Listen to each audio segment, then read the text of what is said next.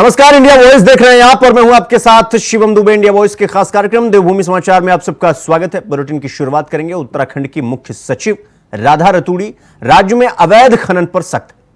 मुख्य सचिव ने निगरानी रखने और राजस्व बढ़ाने के लिए देहरादून, हरिद्वार, नैनीताल और उधम सिंह नगर में 40 चेक गेटों पर MDTSS mining digital transformation and surveillance system बनाने के लिए लगभग 93 करोड़ रुपए के प्रस्ताव को मंजूरी दे दी। सचिवालय में खनन विभाग की EFC यानी एक्सपेंडिचर फाइनेंस कमेटी की बैठक में वैध खनन से MDTS के तहत खनन गतिविधियों की सख्त निगरानी के लिए ANPR camera, bullet camera, RFID radar, LED flood light जैसी नई तकनीकी का उपयोग किया जाए। साथ ही दून में माइनिंग स्टेट कंट्रोल सेंटर भी बनाया जाएगा।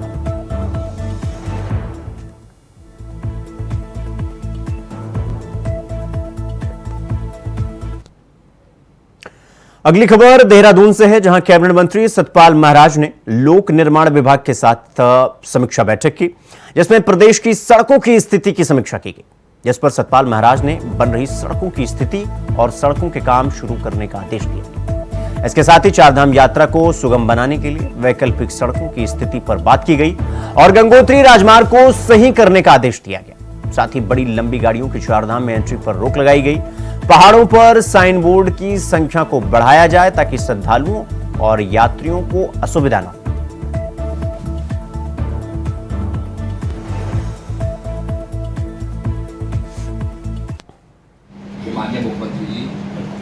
PMGSY एक मुश्त रखरखाव के अंतर्गत PMGSY के लोक निर्माण विभाग को हस्तांतरित 276 मार्ग लागत 397 करोड़ 46 लाख के सापेक्ष 136 मार्गों के कार्य पूर्ण करा लिए गए हैं। 121 मार्गों के कार्य प्रगति में हैं तथा 19 मार्गों में निविदा प्रक्रिया गतिमान है।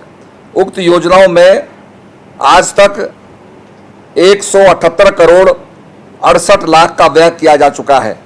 सड़क सुरक्षा के अंतर्गत स्वीकृत 247 कार्य लागत 759 करोड़ 19 लाख के सापेक्ष 72 कार्य पूर्ण कर लिए गए हैं।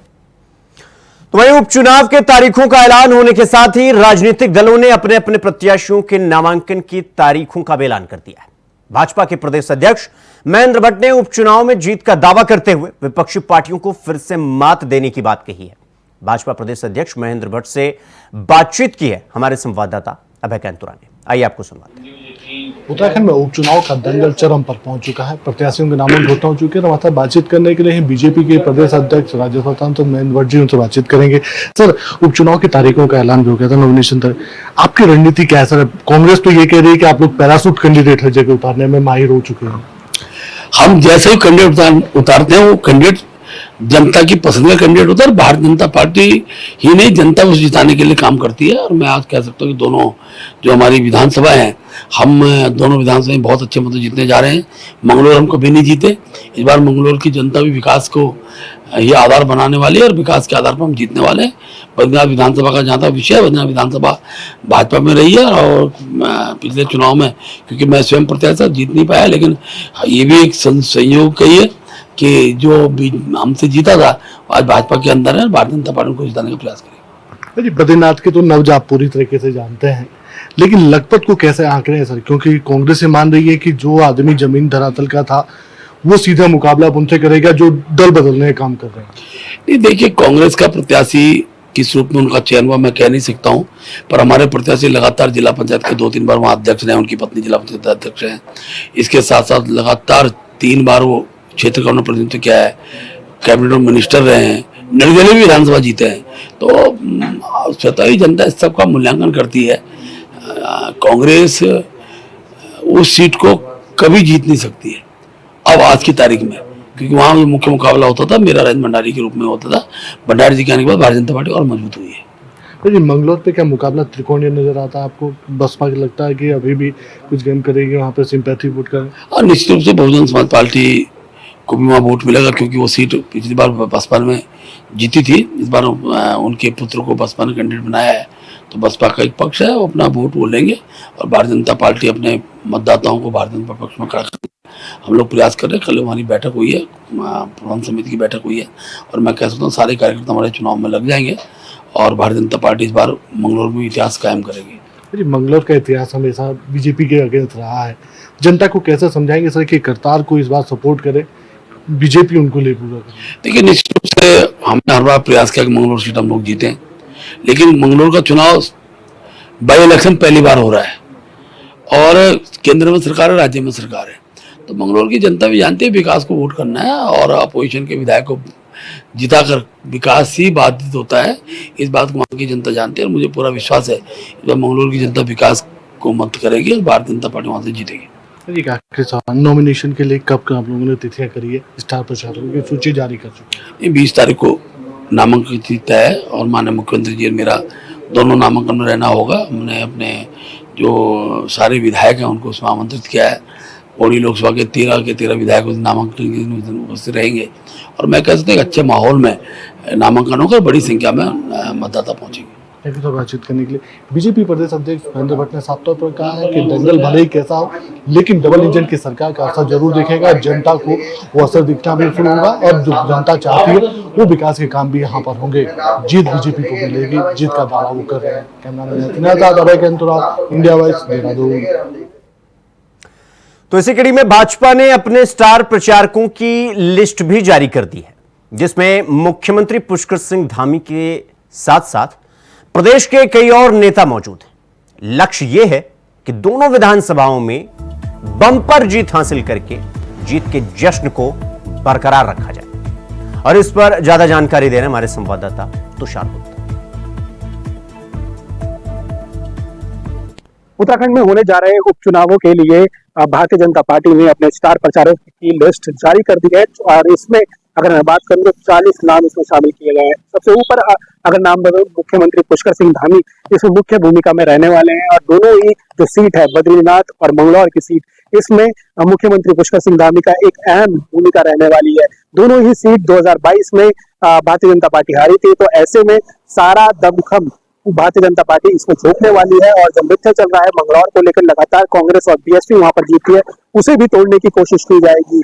और अगर 40 पूरे स्टार प्रचारकों की बात की तो इसमें कई सांसद हैं, साथ साथ कई कैबिनेट मंत्री इसमें शामिल हैं, विधायक हैं और कई प्रवक्ता इसमें शामिल हैं, जो बद्रीनाथ और मंगलौर का जो समीकरण है उसमें बदल सकते हैं। फिलहाल कांग्रेस ने भी अभी जल्द अपनी स्टार प्रचारकों की लिस्ट जारी करने वाले हैं। देखना होगा कि दोनों ही सीटों में जो उपचुनाव होने वाला है कितना रोमांचपूर्ण होने वाला है। कैमरा जर्नलिस्ट हर्ष मिलल के साथ मैं तुषार गुप्ता, इंडिया वॉइस देहरादून। रुक करेंगे अगली खबर की ओर। उत्तराखंड की मंगलौर और बद्रीनाथ विधानसभा सीट पर 10 जुलाई को उपचुनाव होने हैं, जिसको लेकर भारतीय जनता पार्टी और कांग्रेस पूरी तरीके से तैयार। दोनों ही राजनीतिक दलों ने अपने अपने प्रत्याशी घोषित कर दिए हैं। अब स्टार प्रचारकों को ग्राउंड पर भेजने की तैयारी भी शुरू हो गई। बीते दिन भारतीय जनता पार्टी ने उपचुनाव के लिए स्टार प्रचारकों की सूची जारी कर दी है। कांग्रेस प्रदेश अध्यक्ष करण महारान ने यह बताया कि कांग्रेस के पहले से स्टार प्रचारक तय हैं। करण महारान ने बीजेपी पर निशाना साधते हुए यह कहा कि बीजेपी ने प्रत्याशी ही अपनी पार्टी के नहीं रखे, तो स्टार प्रचारकों का क्या फायदा। उन्होंने तंज कसते हुए यह कहा कि एक प्रत्याशी भगौड़ा है और दूसरा लोकदल से विधायक रहा है, जिसके क्षेत्र में पोस्टर छपे हुए थे गुमशुदा विधायक की तलाश का, तो इसलिए उससे कोई फर्क नहीं पड़ता है। देखिए, हमारी ऑलरेडी तय है। मैं जो जोशीमठ और गोपेश्वर मैंने मीटिंग की थी तभी तय कर रहे थे कि आदरणीय गोदियाल जी, आदरणीय यशपाल जी, आदरणीय प्रीतम सिंह जी, आदरणीय हरीश रावत जी, ये सभी वहां लगातार बने रहेंगे और उसमें विक्रम नेगी जी और मंत्री प्रसाद नथानी जी की महत्वपूर्ण भूमिका होने जा रही है, ललित फरसवान जी की, और हमारे जितने फ्रंटल के हैं सभी हमारे स्टार प्रचारक के रूप में वहां काम करेंगे। विधायकगण भुवन कापड़ी और सुमित जी, हरीश धामी जी, मनोज तिवारी जी, आदेश चौहान जी, इन सब की ड्यूटीज वहां लग रही हैं, सब लोग काम करने वाले हैं। और रही बीजेपी की बात, बीजेपी ने तो अपने कैंडिडेट भी अपनी पार्टी के नहीं रखे हैं तो स्टार प्रचारकों का फायदा क्या होना है। एक कांग्रेस का भगोड़ा है तो दूसरा लोकदल से विधायक रहा हो जिसके क्षेत्र में पोस्टर चिपके थे कि गुमशुदा विधायक की तलाश, उसको उन्होंने लाए हैं जिसकी यहाँ कोई जमीन नहीं, जिसका किसी से कोई लेना देना नहीं, तो ऐसे कैंडिडेट्स लाए हैं तो स्टार प्रचारकों की सूची से कोई फर्क नहीं पड़ता। खबरों में आगे बढ़ेंगे। आपको बता दें कि उत्तराखंड की मंगलौर और बद्रीनाथ विधानसभा सीट पर 10 जुलाई को उपचुनाव होने हैं, जिसको लेकर बीजेपी और कांग्रेस तैयार। दोनों ही राजनीतिक दलों ने अपने प्रत्याशी घोषित कर दिए हैं। अब स्टार प्रचारकों को ग्राउंड पर भेजने की तैयारी भी हो रही है। बीते दिन बीजेपी उपचुनाव के लिए स्टार प्रचारकों की सूची जारी कर दी है। कांग्रेस के प्रदेश अध्यक्ष करण माहरा ने यह बताया कि कांग्रेस के पहले से ही स्टार प्रचारक तय हैं। करण माहरा ने बीजेपी पर निशाना साधते हुए यह कहा कि बीजेपी ने प्रत्याशी अपनी पार्टी से नहीं रखे हैं तो स्टार प्रचारकों का क्या फायदा। उन्होंने भारतीय जनता पार्टी पर तंज कसते हुए यह कहा कि एक प्रत्याशी भारतीय जनता पार्टी का भगोड़ा है और दूसरा लोकदल से विधायक रहा है, जिसके क्षेत्र में पोस्टर छपे हुए थे गुमशुदा विधायक की तलाश की, तो इसलिए उससे कोई फर्क नहीं पड़ता है।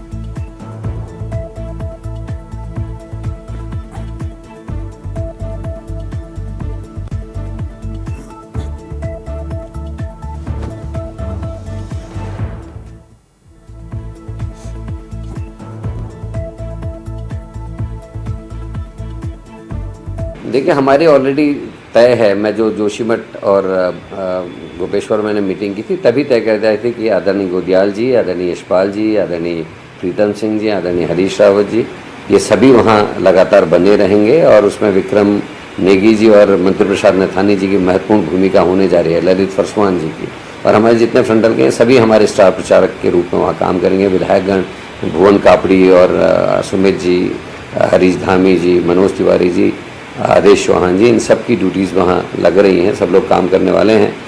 और रही बीजेपी की बात, बीजेपी ने तो अपने कैंडिडेट भी अपनी पार्टी के नहीं रखे हैं तो स्टार प्रचारकों का फायदा क्या होना है। एक कांग्रेस का भगोड़ा है तो दूसरा लोकदल से विधायक रहा हो जिसके क्षेत्र में पोस्टर चिपके थे कि गुमशुदा विधायक की तलाश, उसको उन्होंने लाए हैं जिसकी यहाँ कोई ज़मीन नहीं, जिसका किसी से कोई लेना देना नहीं, तो ऐसे कैंडिडेट्स लाए हैं तो स्टार प्रचारकों की सूची से। रुक करेंगे अगली खबर की ओर। कांग्रेस के प्रदेश अध्यक्ष करण माहरा ने एक बार फिर बद्रीनाथ और मंगलौर विधानसभा सीट के उपचुनाव को लेकर जीत का दावा किया है। कांग्रेस प्रदेश अध्यक्ष ने यह कहा है कि कांग्रेस का कार्यकर्ता उत्साहित है और चुनाव में बीजेपी को मात देने के लिए तैयार है।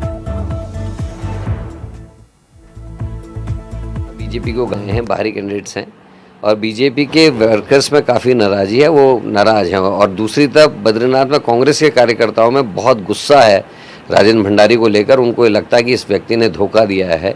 हमने कांग्रेस के नाम पे इसको जिताया था पर ये कांग्रेस को भी धोखा दे के गया, राष्ट्रपति के चुनाव में ये वोट देने नहीं आया।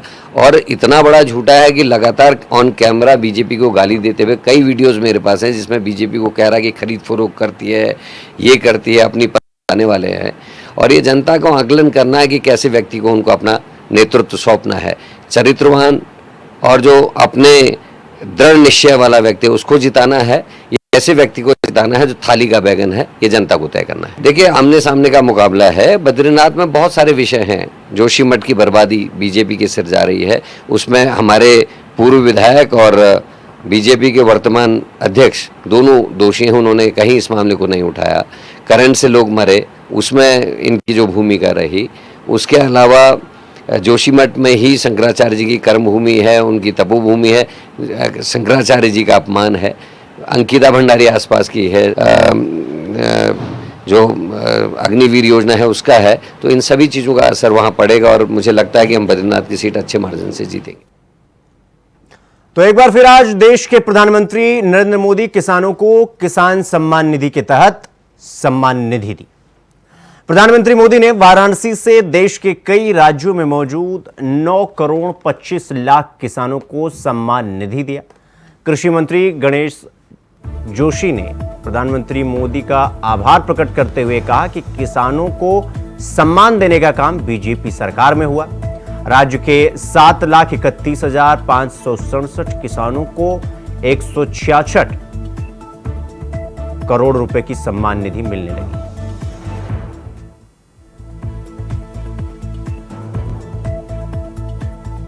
देश के प्रधानमंत्री नरेंद्र मोदी का आभार व्यक्त करता हूं। पहली कैबिनेट में उन्होंने सबसे जो पहला काम किया किसान सम्मान निधि रिलीज करने का काम उस कैबिनेट ने पास किया, जहां पूरे देश के अंदर 9 करोड़ 25 लाख किसानों को 20,000 करोड़ की राशि आज माननीय प्रधानमंत्री जी द्वारा वाराणसी से उसको जारी करेंगे। और यहाँ भी मेरे आवास पर एक कार्यक्रम रखा गया है जिसमें इस प्रदेश के 7,31,567 किसानों को 166.8 करोड़ की राशि जारी की जाएगी। मैं इसके लिए माननीय प्रधानमंत्री जी का आभार व्यक्त करता हूं। तो खबरों में आगे बढ़ेंगे एक और बड़ी और अहम खबर के साथ। देहरादून से ये बड़ी खबर हम आपको बता रहे हैं। एआरटीओ अधिकारी सुनील शर्मा पर मुकदमा दर्ज हो गया है और 5 धाराओं में अधिकारी पर मुकदमा दर्ज हुआ है। पुनीत अग्रवाल ने मुकदमा दर्ज किया है और आपराधिक षड्यंत्र रचने, आपराधिक ठगी, धोखाधड़ी के मामले में केस दर्ज हुआ है। तो दस्तावेजों से छेड़छाड़ करने के मामले में यह मुकदमा दर्ज हुआ है। रायपुर थाने में 6 लोगों के खिलाफ केस दर्ज हुआ है। पुनीत अग्रवाल ने मुकदमा दर्ज किया है और यह बड़ी खबर हम आपको देहरादून से बता रहे हैं। सुनील शर्मा पर मुकदमा दर्ज हुआ है जो कि एआरटीओ अधिकारी हैं। 5 धाराओं में अधिकारी पर मुकदमा दर्ज हुआ, यानी सुनील शर्मा पर। पुनीत अग्रवाल ने यह मुकदमा दर्ज किया है। आपराधिक षड्यंत्र रचने, आपराधिक ठगी, धोखाधड़ी के मामले में केस दर्ज हुआ है। साथ ही दस्तावेजों से छेड़छाड़ करना भी इस मुकदमे में शामिल है जो कि दर्ज हुआ है। तो रायपुर थाने में 6 लोगों के खिलाफ मुकदमा दर्ज हुआ है। आरटीओ अधिकारी सुनील शर्मा पर मुकदमा दर्ज हुआ है।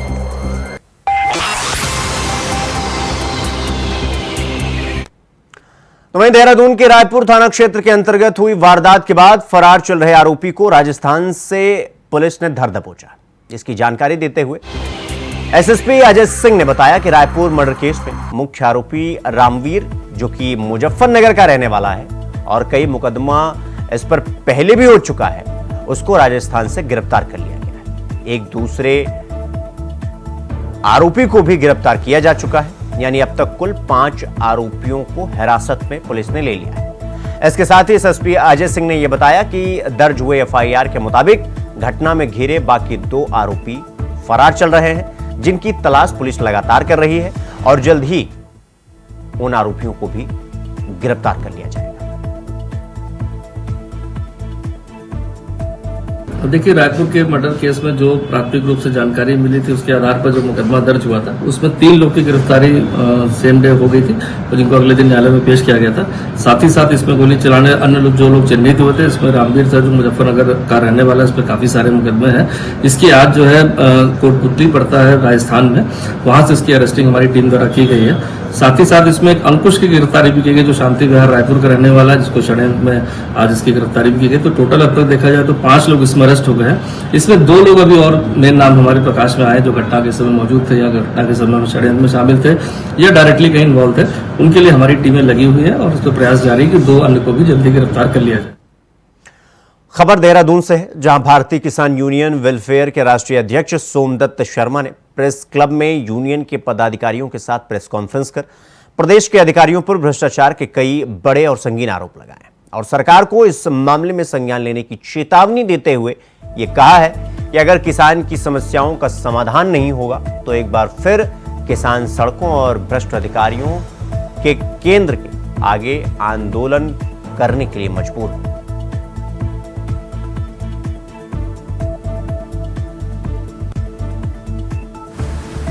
वो आप लोग कह सकते हैं वो सरकार की जर्सी गाय हैं या बढ़िया दूध देने वाली भैंस हैं, हम नहीं कहे, हम तो उसे निकम्मे और देश पे कलंक अधिकारी कहेंगे। वो हमारे समाज से हमारे भाई हैं मगर निकम्मे और बेईमान आदमी हैं। हम तो चाहते हैं हमारे लाडले मुख्यमंत्री, हमारे छोटे भाई मुख्यमंत्री हैं, भाई हमने भी वोट दिया था, हमारे मुख्यमंत्री हम चाह ऐसे आदमियों के खिलाफ सीबीआई जांच करावे।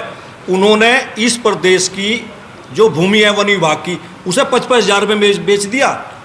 कितनी शिकायत करवा लो, हरे भरे पेड़ कटवा रहे वो और जंगल की जमीन को कब्जा करवा रहे वन विभाग के लोग और एमडीडीए उन्हें जो है जल दे रही। तो देवभूमि समाचार में फिलहाल अभी के लिए बस इतना ही। देश और दुनिया की तमाम खबरों को देखने के लिए देखते रहिए न्यूज़। नमस्कार।